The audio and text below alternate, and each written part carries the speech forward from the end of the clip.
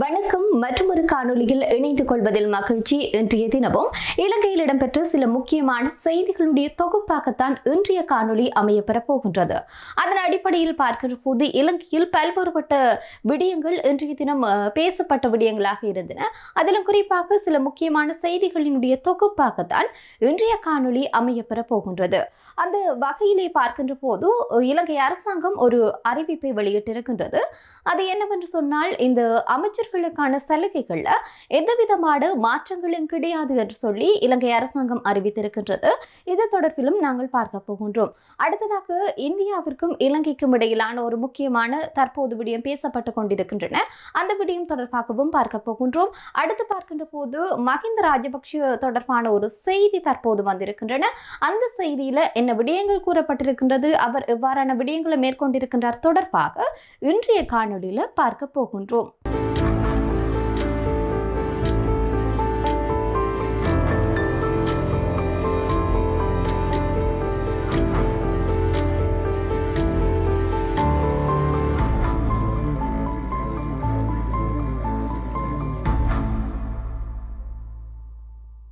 முன்னைய அரசாங்கங்களில் அமைச்சர்களுக்கு வழங்கப்பட்டுள்ள சலுகையானது அப்படியே தொடரும் என்று இலங்கை அரசாங்கம் அறிவித்தல் விடுத்திருக்கின்றது. குறிப்பாக பார்க்கின்ற போது இந்த அமைச்சர்கள் மற்றும் பிரதி அமைச்சர்களுக்கு வாகனங்கள் சரி, கொடுப்பனவுகள் சரி மற்றும் பணியாளர்கள் தொடர்பாக வரையறைகள் குறிப்பிட்டுள்ள ஜனாதிபதி செயலகம் சுற்றறிக்கை ஒன்றை வெளியிட்டிருப்பதாக கூறப்படுகின்றது. அந்த வகையில் அந்த சுற்றறிக்கை தொடர்பான விடயங்களை பார்க்கின்ற போது அமைச்சர்கள் மற்றும் பிரதி அமைச்சர்களுக்கான அந்த வாகனங்கள் 2 வாகனங்கள் கொடுக்கப்படுகின்றது. அடுத்தது நிலையான மற்றும் மொபைல் போன் கொடுப்பனவுகள் வழங்கப்படுகின்றன. அலுவலக கொடுப்பனவுகள், ஒருங்கிணைப்பு செயலாளர்கள் உள்ளிட்ட 15 பணியாளர்கள் உள்ளிட்ட அந்த அவர்களுக்கான அந்த பணியாளர்களும் வழமை போன்றே வழங்கப்படுவதாக அந்த சுற்றறிக்கையில கூறப்பட்டிருக்கின்றது. எனவே முன்னைய அரசாங்கங்கள்ல எவ்வாறான சலுகைகள் அமைச்சர்களுக்கு வழங்கப்பட்டதோ அதே சலுகைகள் தற்போதைய அரசாங்கமும் வழங்கி இருக்கின்றது குறிப்பிடத்தக்கது. அந்த சுற்றறிக்கையில தான் இவ்வாறான விடயங்கள் தான் முன்வைக்கப்பட்டிருக்கின்றது. இதே சமயத்துல பிரதி அமைச்சர்களுக்கு மட்டும் பணியாளர்களுடைய எண்ணிக்கையானது 12ஆக மட்டுப்படுத்தப்பட்டுள்ளது என்று கூட கூறப்படுகின்றது. இதன் அடிப்படையில் பார்க்கிற போது இந்த ஒரு 12 பணியாளர்கள் குறைக்கப்பட்டதுதான் இங்கே ஒரு முன்னைய அரசாங்கத்தில் இருந்ததை விட குறைவானதாக காணப்படுகின்றது. இவ்வாறாக அமைச்சர்களுக்கான சலுகைகளானது மாற்றமின்றி தொடர்வதான செய்தி இன்றைய நிலையில அடிப்பட்ட ஒரு செய்தியாக இருக்கின்றது. இதே சமயத்தில் மஹிந்த ராஜபக்ஷ தொடர்பான செய்தி என்று சொல்லி சொன்னால், அந்த செய்தி தொடர்பாக பார்க்கின்ற போதும், அதாவது மஹிந்த ராஜபக்ஷவிற்கு தெரியும் அவருடைய அந்த இல்லங்கள் சரி, அவருடைய பாதுகாப்பு சரி தற்போதைய அரசாங்கம் மட்டுப்படுத்தப்பட்டிருக்கிறது. குறிப்பாக அவருடைய இல்லத்தை விட்டு நீங்கள் அதற்கான அந்த மாதாந்த கொடுப்பனவை கொடுக்காவிட்டால், அதாவது என்ன சொன்ன வாடகையை கொடுக்காவிட்டால் நீங்கள் அந்த வீட்டில இருந்து வெளியேறலாம் அப்படி என்கிற விதத்துல அரசாங்கம் அறிவித்தலை விடுத்திருக்கின்றது. எனவே இதற்கு ஏற்ப தன்னுடைய பாதுகாப்பு குறைக்கப்பட்டிருக்கிறது. இவ்வாறாக பல விடயங்களை முன்வைத்து மஹிந்த ராஜபக்ஷ ஒரு விடயத்தை செஞ்சிருக்கின்றார். அது தொடர்பாக பார்க்கின்ற போது தன்னுடைய அடிப்படை பாதுகாப்பு கேள்விக்குறியாக இருக்கின்றது. தன்னுடைய உரிமை மீறப்பட்டிருக்குன்னு சொல்லி அவர் என்ன செய்யறாருன்னு சொல்லி சொன்னா ஒரு மனுவை தாக்கல் செய்திருக்கின்றார். இந்த மனுவில் பார்க்கின்ற போது தன்னுடைய பாதுகாப்பை அதிகரிக்க வேண்டும் என்று சொல்லி இருக்கின்றார். என்னன்னு சொன்னா தன்னுடைய உயிருக்கு உத்தரவாதம் இல்லாத நிலை காணப்படுவதாக கூட மஹிந்த ராஜபக்ஷ தெரிவித்திருக்கின்றார். இது மட்டுமன்றி முன்னாள் ஜனாதிபதி மஹிந்த ராஜபக்ஷவிற்கான அந்த பாதுகாப்பு உத்தியோகத்திற்குரிய எண்ணிக்கையானது தற்போதைய ஒரு அரசாங்கத்தினால குறைக்கப்பட்டிருந்ததாக இருந்தது. எனவே இவ்வாறான ஒரு குறைபாடுகள் எல்லாத்தையும் சொல்லித்தான் அவர் தன்னுடைய அடிப்படை உரிமை மீறல் சொல்லி அந்த மனுவை கையெழுத்து இருக்கின்றார். இதுவும் ஒரு இன்றைய நிலையில பேசப்பட்ட ஒரு செய்தியாக இருக்கின்றது. அதாவது மஹிந்த ராஜபக்ஷவினுடைய அந்த பாதுகாப்பு விடயத்துல அவருடைய அந்த பாதுகாப்புடைய எண்ணிக்கையானது 60ஆக குறைக்கப்பட்டது. எனவே இதற்கு எதிராகத்தான் அவர் அந்த மனுவை தாக்கல் செய்திருக்கின்றார். பாதுகாப்பு உத்தியோகத்தர்கள் நியமன குழுவினரால் எடுக்கப்பட்டுள்ள தீர்மானத்திற்கு அமையத்தான் பதில் போலீஸ் மா அதிபராக இருக்கின்ற பிரியந்த விஜயசூரியவின் உத்தரவு மற்றும் பணிப்புரைக்கு அமைவாகத்தான் விசேட பாதுகாப்பு பிரிவினுடைய பிரதி போலீஸ் மா அதிபருடைய சிபாரிசுகள் அடங்கிய சுற்றறிக்கை தான் கடந்த வருடம் 11ஆம் மாதம் 1ஆம் தேதி வெளியாகி இருந்தது. இதன் அடிப்படையில் பார்க்கின்ற போது முன்னாள் ஜனாதிபதி மஹிந்த ராஜபக்ஷவுடைய பாதுகாப்பிற்காக 60 அதிகாரிகளும் 2 ஜீப் வாகனங்களும் 2 மோட்டார் வாகனங்களும் மற்றும் ஒரு முச்சக்கர வண்டி என்பன வழங்கப்பட்டிருக்கின்றன. உரிமைக்காக, அதாவது மஹிந்த ராஜபக்ஷ காலத்துல வந்து அவர் இந்த யுத்தத்தை வந்து வெற்றி கொண்டார் என்று சொல்லிக்கொண்டு அவருடைய பாதுகாப்பு வந்து அச்சுறுத்தலாக இருக்கின்றது என்ற கருப்பொருளுக்கு இணங்கதான் அவருக்கு அதிகப்படியான பாதுகாப்பு உத்தியோகத்தர்கள் வந்து நியமிக்கப்பட்டிருந்தது. ஆனால் ஆண்ட்ரூ அரசாங்கத்துல அப்படியெல்லாம் இருக்க முடியாதுன்னு சொல்லி 60 பேர்களா அவருடைய பாதுகாப்பு உத்தியோகத்தர்கள் குறைக்கப்பட்டிருக்கின்றார்கள். இதுதான் ஒரு பேசப்பட்ட விடயமாக இருக்கின்றது.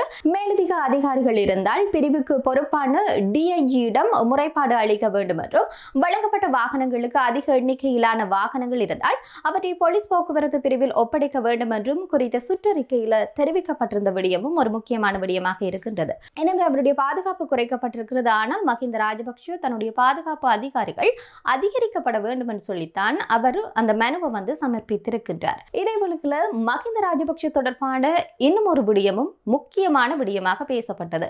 நேற்றைய தினம் நாடாளுமன்றத்தில் தான் இந்த விடயம் முன்வைத்திருக்கின்றார்கள். அதாவது மஹிந்த ராஜபக்ஷவனுடைய வசிக்கின்ற இல்லத்துல, விஜயராம இல்லத்துல அதற்கு செலவழிக்கிற அந்த பராமரிப்பு தொகை வந்து மிக அதிகம் என்று சொல்லி ஊடக அமைச்சராக இருக்கின்ற நலிந்த ஜேதிச தான் இந்த விடயத்தை முன்வைத்திருக்கின்றார். குறிப்பாக அவர் நிறைய விடயத்தை சொல்லி இருக்கிறார். அதாவது எவ்வாறான தொகைகள் வந்து கடந்த ஆண்டுகள்ல வந்து செலவிடப்பட்டது, எவ்வாறான அந்த பராமரிப்பு பணிகளுக்கு இத்தனை தொகைகள் செலவழிக்கப்பட்டதா என்கின்ற விதத்துல தான் அவருடைய நேற்று அந்த கருத்து வந்து அமைய பெற்றிருக்கின்றன. அது தொடர்பாக பார்க்கின்ற போது கிட்டத்தட்ட 430 லட்சம் ரூபாய் வந்து அவருடைய அந்த இல்லத்திற்கு வந்து பராமரிப்பு பணிக்காக செலவிடப்பட்டுள்ளதாக கூட அந்த அமைச்சர் கூறியிருக்கின்றார். இது தொடர்பாக அவர் 2020ஆம் ஆண்டுல எப்படி இருந்தது, 2022, 23, 21 இப்படி பல ஆண்டுகள்ல வந்து எவ்வளவு தூரம் அந்த நிதியானது செலவிடப்பட்டது தொடர்பான விடயத்தை அவர் நேற்றைய தினம் நாடாளுமன்றத்தில் முன்வைத்திருக்கின்றார். குறிப்பாக 2020ஆம் ஆண்டு அந்த வீட்டை புதுப்பிப்பதற்காக 30,80,892 ரூபாய் செலவிடப்பட்டுள்ளது. இதை பார்க்கின்ற போது மிகப்பெரிய ஒரு தொகையாக இருக்கின்றது. அதே நேரத்தில் 2022ஆம் ஆண்டு 3,85,000 ரூபாவும், 2023ஆம் ஆண்டு 18,336 மில்லியன் ரூபாவும் செலவிடப்பட்டுள்ளதாக கூட நேற்றைய தினம் அமைச்சர் இதனை தெரிவித்திருக்கின்றார். அது மட்டுமன்றி லிப்ட் பொருத்துவதற்காக 150.9 லட்சம் ரூபாவும், அதே வழியில் ஜெனரேட்டர் ஒன்றை பொருத்துவதற்காக மட்டும் 48,85,843 ரூபாய் செலவிடப்பட்டிருக்கின்றது. மேலும் ஒரு விடயத்தை அவர் சொல்லியிருக்கிறார். 2023ஆம் ஆண்டுல அந்த இல்லத்துக்கு வந்து பராமரிப்பு செலவுக்காக மட்டும் 383 லட்சம் ரூபாய் செலவிடப்பட்டுள்ளதாக நேற்றைய தினம் நாடாளுமன்ற அமர்வில் அவர் தெரிவித்திருக்கின்றார். இதே வழியில் 2024ஆம் ஆண்டு பார்க்கின்ற போது 9,46,000 ரூபாய் செலவிடப்பட்டுள்ளதாக அமைச்சர் தெரிவித்திருக்கின்றார். முன்னாள் அமைச்சர் லக்ஷ்மன் கதிர்காமர் வசித்து அந்த வீடு பின்னர் ஏக்கருக்கு அதிகமான நிலப்பரப்பாக விரிவுபடுத்தப்பட்டதாகவும் அதன் அரசாங்க மதிப்பீடு மட்டும் 3,127.84 மில்லியன் ரூபாய் எனவும் அமைச்சர் தெரிவித்திருக்கின்றார்.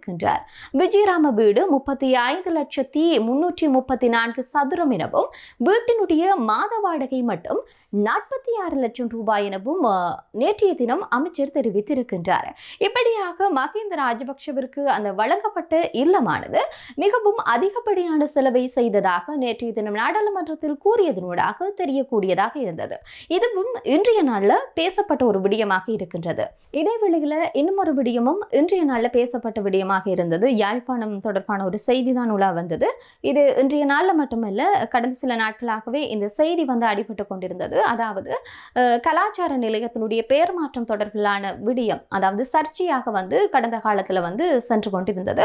இதன் அடிப்படையில் பார்க்கின்ற போது பெயர் மாற்றமும் இடம்பெற்று விட்டது. எனவே தமிழுக்கு முன்னுரிமை கொடுக்கின்றார்கள் என்று கூறி இந்தியாவிற்கு நன்றி தெரிவித்து ஒரு தமிழரசு கட்சி வந்து நன்றியை வந்து தெரிவித்திருக்கின்றார்கள். குறிப்பாக கடந்த சில தினங்களுக்கு முன் இந்திய தூதுவர் மற்றும் இலங்கையினுடைய அமைச்சர்கள் யாழ்ப்பாணம் என்ற பெயரை மாற்றி திருவள்ளுவர் கலாச்சார மையம் என்ற புதிய பெயரை வந்து அறிவித்திருந்தார்கள். இதுதான் ஒரு சர்ச்சையான விடயமாக சமூக வலைத்தளங்கள்ல பரவலாக ஒரு பேசப்பட்ட ஒரு விடயமாக இருந்தது. இதற்கு பலரும் தங்களுடைய எதிர்ப்பையும் வெளிக்காட்டியிருந்தார்கள். அதாவது தமிழ் வந்து புறக்கணிக்கப்படுகின்றது என்ற விதத்துல அவர்கள் கருத்துக்களை வந்து வெளிப்படுத்தியிருந்தார்கள்.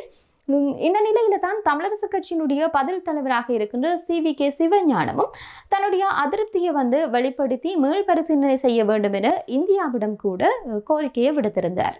இவ்வாறான நிலையில தான் பெயர் மாற்றமும் செய்யப்பட்டிருக்கின்றது. அதாவது யாழ்ப்பாணம் திருவள்ளுவர் பண்பாட்டு மையம் எனத்தான் அந்த பெயர் மாற்றப்பட்டிருக்கின்றது. இது தமிழுக்கு முன்னுரிமை அளித்திருக்கின்றார்கள் என்று நன்றியை தெரிவிக்கும் விதமாகத்தான் தமிழரசு கட்சியினுடைய பதில் தலைவர் சிவஞானம் என்பவர் இந்தியாவிற்கு வந்து நன்றி தெரிவித்து கடிதத்தை வந்து அனுப்பியிருக்கின்றார். இதுவும் இன்றைய நாளில் வந்து பேசப்பட்ட ஒரு விடயமாக இருக்கின்றது. மற்றும் ஒரு காணொலியில் சந்திக்கும் வரை உங்களிடமிருந்து விடைபெற்றுக் கொள்ளும் நான் ரோஷானி மனோரஞ்சன். நன்றி.